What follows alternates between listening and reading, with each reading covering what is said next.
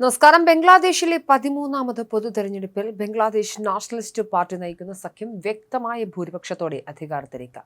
300 അംഗ പാർലമെന്റിൽ BNP സഖ്യം 209 സീറ്റുകൾ നേടിയതായാണ് ജമുന TV റിപ്പോർട്ട് ചെയ്യുന്നത്. മുൻ പ്രധാനമന്ത്രി ഖാലിദ സിയയുടെ മകൻ താരിഖ് റഹ്മാൻ രാജ്യത്തിന്റെ പുതിയ പ്രധാനമന്ത്രിയാകുമെന്നാണ് സൂചനകൾ. ബംഗ്ലാദേശ് രാഷ്ട്രീയത്തിലെ ഏറ്റവും നിർണായക ശക്തികളിലൊന്നായിരുന്നു ബംഗ്ലാദേശ് നാഷണലിസ്റ്റ് പാർട്ടി. ബംഗ്ലാദേശിന്റെ മുൻ പ്രസിഡന്റും സൈനിക മേധാവിയുമായിരുന്ന സിയാവുർ റഹ്മാൻ 1978 സെപ്റ്റംബർ 1 BNP രൂപീകരിക്കുന്നത്. 71 വിമോചന യുദ്ധത്തിന് നേതൃത്വം നൽകിയവരും വലതുപക്ഷ ചിന്താഗതിക്കാരും ഇസ്ലാമിസ്റ്റ് ഗ്രൂപ്പുകളും ഉൾപ്പെട്ട വിശാല സഖ്യമായാണ് പാർട്ടി ഉയർന്നു വന്നത്.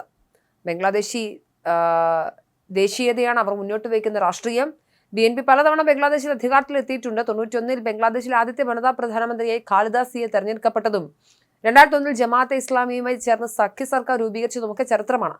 2008 തെരഞ്ഞെടുപ്പിൽ ഷെയ്ഖ് ഹസീനയുടെ അവാമി ലീഗിനോട് പരാജയപ്പെട്ടതോടെ BNPയുടെ കഷ്ടകാലം തുടങ്ങിയിരുന്നു. ഖാലിദ സിയ അഴിമതി കേസുകളിൽ ശിക്ഷിക്കപ്പെട്ട് ജയിലിലാവുകയും പിന്നീട് വീട്ടുതടങ്കലിലാവുകയും ചെയ്തിരുന്നു. ഖാലിദയുടെ മകനും പാർട്ടിയുടെ വൈസ് ചെയർമാനുമായ താരിഖ് റഹ്മാൻ ലണ്ടനിലേക്ക് നാട് കടത്തപ്പെട്ടു. 2014 2024 നടന്ന തെരഞ്ഞെടുപ്പുകൾ സുതാര്യമല്ലെന്ന് ആരോപിച്ച് BNP തെരഞ്ഞെടുപ്പ് ബഹിഷ്കരിച്ചിരുന്നു. 2024 നടന്ന വിദ്യാർത്ഥി പ്രക്ഷോഭത്തെ തുടർന്ന് ഷെയ്ഖ് ഹസീന രാജ്യമിട്ടതോടെ BNPക്ക് വീണ്ടും ജീവൻ ലഭിക്കുകയായിരുന്നു. ഇടക്കാല സർക്കാരിന് ശേഷം നടന്ന 13ാമത് പൊതു തെരഞ്ഞെടുപ്പിൽ വൻ ഭൂരിപക്ഷത്തോടെ വിജയിച്ച പാർട്ടി ഇപ്പോൾ വീണ്ടും അധികാരത്തിലേക്ക് തിരിച്ചെത്തിയിരിക്കുകയാണ്. ബംഗ്ലാദേശ് പൊതുതെരഞ്ഞെടുപ്പിൽ ജമാഅത്തെ ഇസ്ലാമി നേരിട്ട കനത്ത തിരിച്ചടിയും ചർച്ചയാക്കേണ്ടതുണ്ട്. ജനാധിപത്യ പ്രക്രിയയിൽ പണത്തിന്റെയും മതത്തിന്റെയും സ്വാധീനത്തിന് പരിധിയുണ്ടെന്നതാണ് കൃത്യമായി വ്യക്തമാക്കുന്നത്. തെരഞ്ഞെടുപ്പ് പ്രചരണ വേളയിൽ വോട്ടർമാരെ സ്വാധീനിക്കാൻ ജമാഅത്തെ ഇസ്ലാമി സ്വീകരിച്ച അവിശുദ്ധ മാർഗങ്ങൾ അന്താരാഷ്ട്ര തലത്തിൽ പോലും ചർച്ചയായിരുന്നു. ഓരോ വോട്ടർമാർക്കും 15,000 ടാക്ക, ഏകദേശം 11,000 ഇന്ത്യൻ രൂപ വാഗ്ദാനം ചെയ്തുകൊണ്ടുള്ള നോട്ടീസുകൾ പരസ്യമായി വിതരണം ചെയ്ത് തെരഞ്ഞെടുപ്പ് ചട്ടങ്ങളുടെ നഗ്നമായ ലംഘനമായി വിലയിരുത്തപ്പെട്ടു. വോട്ട് ഉറപ്പാക്കുന്നതിനായി ബാലറ്റ് പേപ്പറിന്റെ ചിത്രം പകർത്തി പാർട്ടി പ്രതിനിധികൾക്ക് നൽകണമെന്ന നിബന്ധന വോട്ടർമാരുടെ സ്വകാര്യതയ്ക്കുമുള്ള കടന്നുകയറ്റമായും ജനാധിപത്യ വിരുദ്ധമായും കണക്കാക്കപ്പെടുന്നു. രാഷ്ട്രീയ നയങ്ങൾക്കും വികസനത്തിനും പകരം മതപരമായ വികാരങ്ങളെയും ഭയത്തെയുമാണ് ജമാഅത്തെ ഇസ്ലാമി പ്രധാന ആയുധമാക്കിയത്.